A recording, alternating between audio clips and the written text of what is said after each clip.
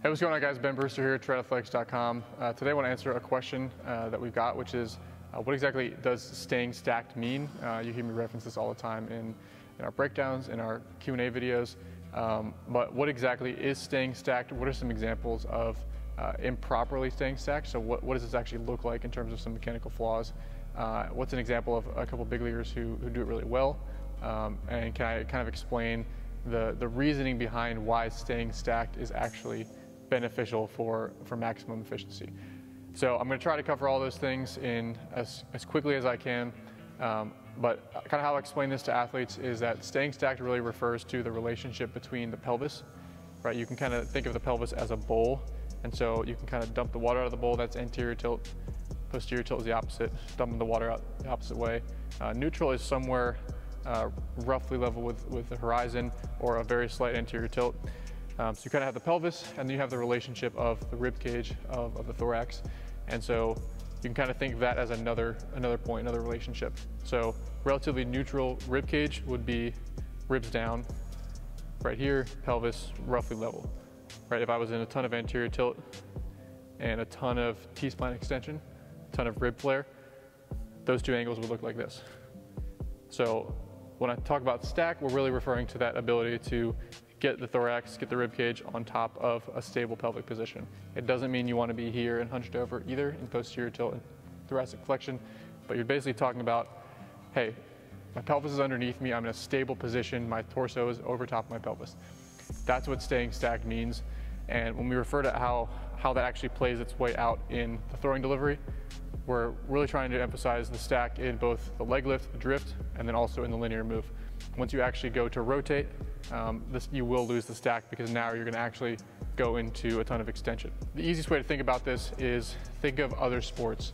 Think of hitting a baseball. Think of swinging a golf club. Think of hitting a hockey puck. Think of throwing a punch, right?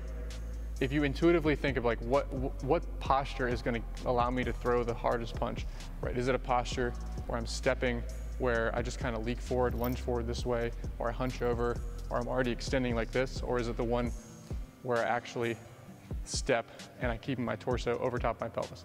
If you're swinging a bat, is it the posture where you just dump into thoracic flexion, or early extension, or leak forward, or hit uphill? Or is it the one where you move forward towards your target with your torso over top of your pelvis? So intuitively, we understand that this is a more powerful position and a more powerful relationship between the pelvis and the trunk upon which to unload rotation. So it's the most efficient position to actually rotate out of in multiple sports, and just about anything you can kind of think of. So that's why we're so big on it. It doesn't necessarily mean you have to be in this perfect anatomical stacked position, which I'll get into here in a second. It just means the general relationship between the pelvis, between the rib cage. You don't want to get too far outside of that relationship. One way that we'll discuss this with our athletes is we use the cue of staying in the cylinder. So you kind of think of like you're wearing like a barrel, you have like a barrel around your upper body from your pelvis to your shoulders. So as you go through your delivery, like would you be able to kind of keep that relationship if you had a big barrel around you? So what does that look like if done improperly? Well, one flaw would be considered throwing uphill. So if suddenly you go to throw and you're the guy who's way back here, and so your pelvis is here and your upper half is way back here, well, you've just lost the stack, because now not only the sagittal plane rather, but the frontal plane, now the upper half is way uphill, the pelvis is way down here. What does that look like if you do the opposite? We would consider that leaking forward. So as you go to throw, if you leak over onto your front side, now you lose the stack because now your torso is not over top of your pelvis. Now it's way out over in front of your pelvis. What does it look like from a side view? So one common flaw we see is early extension. So if I go to throw, and before I even get into landing, I'm already extended back here, well, I've lost the stack. My torso is now back here, my pelvis is now right here, and so I'm no longer in this stable stacked position right there. What does it look like the opposite direction? So if I go to throw and I'm immediately hunching over and I'm rounding down here, I'm falling arm side, that would be another example of losing the stack. This refers to almost every submarine pitcher, which again, that's more of a deceptive thing. I'm not saying don't be a submarine pitcher if that's how you throw, but from a purely mechanical efficiency standpoint, there's a reason that you lose a significant amount of velocity in just about every case I've ever seen when pitchers go submarine, is because they lose that stack, they lose that relationship. Their torso is not stacked over their pelvis. Their torso is way out in front of the pelvis, and the pelvis is way back here, and they've lost that relationship. It's now here, down here. So again, you can see in multiple planes, if you're dumping forward, if you're in early extension, from the side, if you're dumping forward this way, or you're throwing way uphill.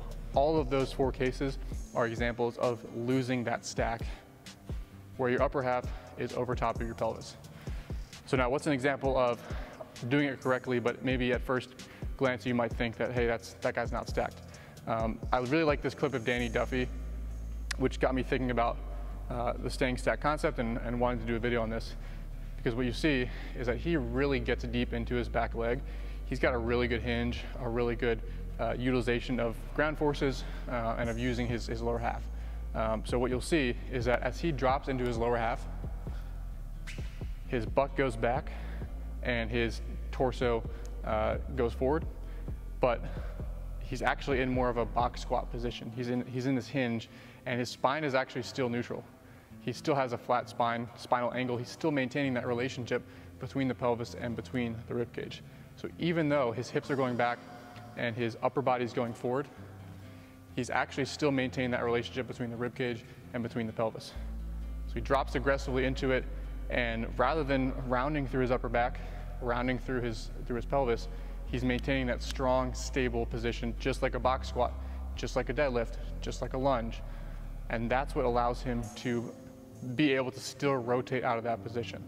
So it's not one of those things where you need to stride down the mound and you're so upright the entire time and you're trying to stay right over your belly button and not get any sort of motion from your pelvis or your trunk at all. It just means, again, maintaining that relationship wherever your hips are going. It's maintaining that relationship between the upper body and between the pelvis. So hopefully you guys understand now what staying stacked means, but what exactly are a couple ways to work on this if you're a guy who does have one of the flaws that I've discussed. You're throwing uphill, you're leaking forward, you have early extension, or you're just kind of dumping forward into thoracic flexion, or you're just not sure if you're doing it right. Well, here's 2 drills that we really like as far as cueing this and making sure that guys understand the move.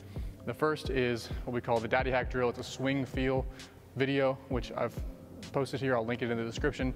But essentially it's taking advantage of the fact that almost every baseball pitcher has hit at some level and understands that when it comes to hitting, how to move forward while keeping the upper half loaded over the pelvis. Most pitchers understand intuitively what that actually feels like, what staying stacked feels like there, but a lot of them will actually lose it once they get into a throwing pattern.